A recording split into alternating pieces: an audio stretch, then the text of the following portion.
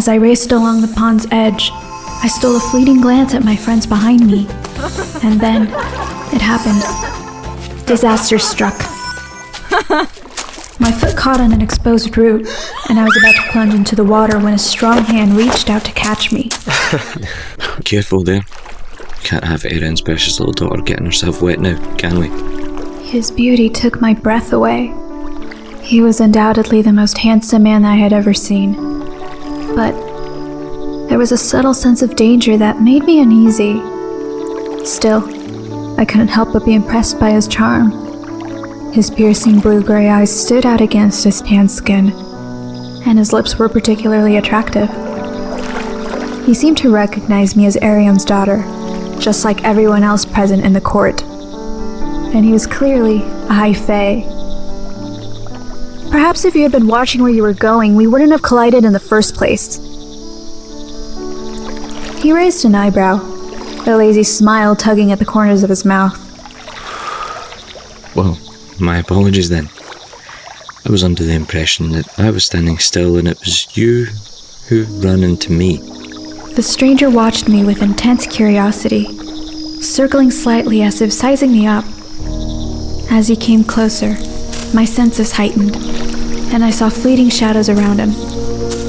Unsure if it was my imagination, I ignored it and focused on his approach. He leaned down, getting too close, as if trying to smell me. My heart raced with a mix of apprehension and curiosity, my senses tingling, and my skin heated up. I caught a captivating fragrance, a delicate blend of citrus and musky nuances, like a gentle breeze on a moonlit night, both intriguing, yet unsettling. Taking a step back, I met his gaze, creating some distance while maintaining our connection. What are you doing? His gaze fixed on me, as he tilted his head slightly, surprised and amused at the same time. Half fae. I nodded, unable to find my voice. He shrugged. So, are you planning to stay? I've heard that Aerin is already arranging your marriage to some High Lord. I'm not sure yet, but Aerin has begun making plans. Great matchmaking begins. I wonder who has the better chance. Perhaps I should throw my name into the mix. His arrogance irritated me. I wanted to leave, but something compelled me to stay. At least Aerin chooses carefully. She wouldn't push me into the clutches of the terrible and sinister High Lord of the Moon Court. He frowned, tilting his head up and looking surprised. Terrible and sinister. He ran his fingers through his tousled dark hair and smiled. And what do you mean by that? He's a cold-blooded killer, someone no one can trust. Just like all the Elysians. No? Is that so? I felt the need to distance myself from him, and so I announced my intention to leave. I must be going. Wouldn't you like some company on your way to the gardens? He reached for my hand, but I pulled it back. No, thank you. I'm perfectly capable of finding my own way. Besides, I have my friends. He looked past me, raising an eyebrow when he saw no sign of my friends around.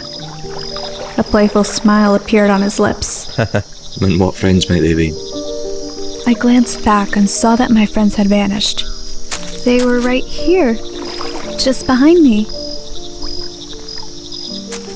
So, are you sure you don't want me to accompany you? Once again, I declined.